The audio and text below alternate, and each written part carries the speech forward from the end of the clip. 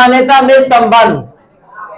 आप सभी स्टूडेंट आज का ये जो टॉपिक पढ़ने जा रहे हैं, इसमें बहुत सारे आपके बोर्ड एग्जाम में आए हुए ऑब्जेक्टिव क्वेश्चन का आंसर मिलने वाला है और ये मोलरता और मोलर सामान्यता के बीच संबंध प्रदर्शित करेगा। ध्यान दिया जाए, इसके लिए सबसे पहले मोलरता के परिभाषा के अनुसार बोर्ड पर ध्यान दिया जाए। मोलरता के परिभाषा से आप सभी स्टूडेंट पढ़ चुके हैं। According to definition of molarity, इसका अर्थ है मोलरता के परिभाषा के अनुसार। और आप सभी स्टूडेंट जानते हैं मोलरता बराबर सूत्र होता है WA गुणे 1000 बटा में Z गुणे V। यहां पर WA और V को जैसे है वैसे ही रख देंगे। जो स्टूडेंट आज से इस क्लास में पार्टिसिपेट किए हैं, आज से जुड़े हैं, ध्यान दीजिए। WA ये मोलरता का एक सूत्र है, इसमें WA और V को हम वही रहने दे रहे हैं जहां ये है, ठीक है। बाकी सबको हम लेफ्ट हैंड साइड में ले जा रहे हैं। तो A में गुणा Z, इसको ये भागा में है तो कहां जाएगा, और यहां पर ये गुणा में है तो भागा में। और किसको किसको हम वही रहने दिए, WA और V को, WA बटा V। तो हम लोग लिख सकते हैं WA बटा V बराबर M गुणा Z बटा में। ये आया मोलरता के परिभाषा से। एकदम वैसे ही हम सामान्यता के परिभाषा से चल रहे हैं आगे। According to definition of normality, according to definition of normality, normality मतलब सामान्यता होता है, जिसको नॉर्मलता भी कहते हैं। और आप सभी स्टूडेंट जान चुके हैं कि नॉर्मलिटी बराबर WA गुणे 1000 बटा में E गुणे V। बोर्ड पर ध्यान दिया जाए, यहां भी WA और V को उसी तरह रहने देंगे और डायरेक्ट WA बाई V बराबर निकालने का प्रयास करेंगे। तो N गुणा E बटा में, तो ये हो गया सामान्यता की परिभाषा से आया हुआ समीकरण।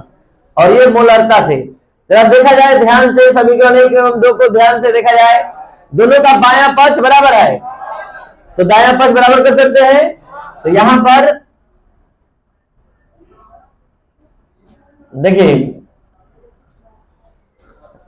समीकरण 1 एवं 2 से, फ्रॉम इक्वेशन 1 एंड 2, समीकरण 1 एवं 2 से, समीकरण 1 एवं 2 को बार बार देखने से पता चलता है कि दोनों का लेफ्ट हैंड साइड इक्वल है, तो राइट हैंड साइड भी इक्वल कर सकते हैं। तो N गुणा E बटा में 1000 बराबर M गुणा Z बटा में, तो 1000, ठीक है। तो N बटा में M भेज दिए, ठीक है। और यहाँ Z गुणा, क्या आप सभी स्टूडेंट बता सकते हैं कि Z क्या है, अणु भार, अणु भार को मॉलिक्यूलर वेट कहते हैं। और E क्या है, समतुल्य भार को क्या कहते हैं, इक्विवेलेंट वेट। अब हम आप लोग का एक कॉन्सेप्ट क्लियर करना चाहते हैं कि अणु भार बटा में समतुल्य भार क्या होता है, क्या हो सकता है। बोर्ड पर ध्यान दीजिए इसको समझने के लिए अच्छे से। एक यौगिक है H2SO4। आप सभी स्टूडेंट इतना समझ 11th क्लास में ले चुके हैं कि आप लोग इसका अणु भार निकलवा सकते हैं। 1 गुणे 2 प्लस 32 प्लस 16 गुणे 4 बराबर 98। ध्यान दीजिए यहां पर अणु भार निकला है। अब समतुल्य भार निकालने का सूत्र है अणु भार बटा में धनायन या ऋणायन परिस्थित आवेश। ये धनायन या ऋणायन परिस्थित आवेश तब तक नहीं दिखाई देगा जब तक आप इसको तोड़ेंगे नहीं। 2H प्लस, तो क्या दिखाई दे रहा है धनायन पर कुल आवेश।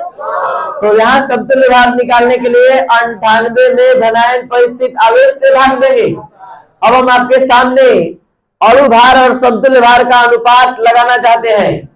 अणु भार कितना आया है, समतुल्य भार कितना आया है, 98/2। क्या समझ पा रहे हैं, ये पूरा समतुल्य भार है। 49 बोलिए चाहे 98/2 बोलिए, क्या दिक्कत है, ठीक है। तो यहां पर कितना आया, ये 2 क्या था, थोड़ा समझने का प्रयास कीजिए। ये 2 धनायन पर स्थित कुल आवेश था, ये 2 विस्थापनशील हाइड्रोजन की संख्या है, ये 2 भस्मीयता है। फिर से समझिए एक नए एग्जाम्पल पर, AlOH का होल थ्राइस के अणु भार और समतुल्य भार का हम अध्ययन करने जा रहे हैं। सबसे पहले अणु भार 27 प्लस 16 गुणा 3 प्लस 1 गुणा 3 बराबर 78, ये अणु भार है। और समतुल्य भार तब तक से नहीं निकलेगा जब तक से आप इसको तोड़ेंगे नहीं। तोड़वाइए, N plus plus plus 3OH। कुछ स्टूडेंट ऐसे हैं इस क्लास में जिसको नहीं समझ में आता है कि 3 प्लस कहां से आया, तो आज सीख लीजिए, हम आप में कोई कमी नहीं रहने देना चाहते हैं। 2 आज 3, जो बाहरी कक्ष में इलेक्ट्रॉन होता है धातु का वही त्याग करता है और वही धन आवेश होता है। तो यहाँ पर 3 धन आवेश कैसे आया, यहाँ से देखिए, जिसको नहीं समझ में आ रहा फिर से समझे। अगर मैग्नीशियम का बात करिएगा कि मैग्नीशियम अगर रहता तो कितना आता, तो 2 8 2, तो यहाँ कितना धन आवेश आता, यही से पता चलता है। तो जो त्याग करेगा उस पर धन आवेश आएगा, जो ग्रहण करेगा उस पर। तो यहाँ पर कहां से 3 धन आवेश आया, इसके लिए हमने समझाया। तो आप समझ गए कि अणु भार तो ये 78 है और यहाँ पर धन आवेश की संख्या 3 है। तो समतुल्य भार निकालने जाएंगे तो इस अणु भार में कितना से भाग लगेगा, 3 से। तो ये हो गया समतुल्य भार और ये हो गया अणु भार। अब हम अणु भार और समतुल्य भार के अनुपात का अध्ययन करने जा रहे हैं। 78/78/3। तो क्या आप सब समझ पा रहे हैं, कटेगा 3 आएगा। अब थोड़ा ध्यान दीजिए, 3 क्या क्या हो सकता है। 3 धनायन पर स्थित आवेश हो सकता है या ऋणायन पर स्थित आवेश, विस्थापनशील OH माइनस की संख्या हो सकती है, और यही 3 अम्लीयता भी हो सकता है। भस्म का अम्लीयता होता है और अम्ल का, क्योंकि अम्ल भस्म को उदासीन करता है और उदासीन करने की क्षमता भस्मीयता कहलाती है, और भस्म अम्ल को उदासीन करता है और अम्ल भस्म को जितना संख्या में उदासीन करता है उसकी अम्लीयता कहलाती है। तो यहाँ इसकी अम्लीयता 3 है। तो हम आपसे समझना चाहते हैं कि अणु भार और समतुल्य भार का अनुपात क्या कहने योग्य है, या तो धनायन या ऋणायन पर स्थित आवेश, या तो अम्लीयता या भस्मीयता, यही ना, या तो विस्थापनशील हाइड्रोजन आयन या हाइड्रोक्सी आयन की संख्या, जिसको केमिस्ट्री में नाम दिया गया है संयोजकता गुणक, वैलेंसी फैक्टर। इस n को n/e के अनुपात को यहां नाम दिया गया है संयोजकता गुणक। कैसे संयोजकता गुणक आया सिखा रहे हैं।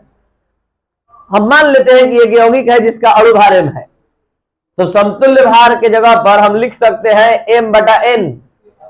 देखिए ना, m/n, देखिए m/n, m/n।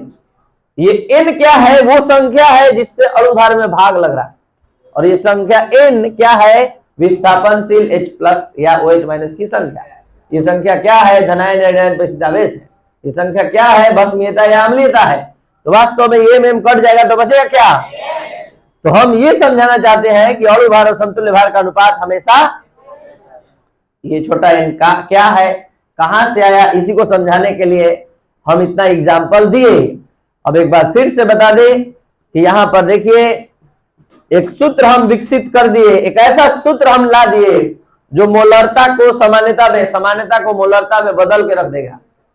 फिर से इसको समझा दे पहले एक बार, फिर इसका इंपॉर्टेंस हम आपको दिखा रहे हैं और n का बारे में एक बार और बताएंगे।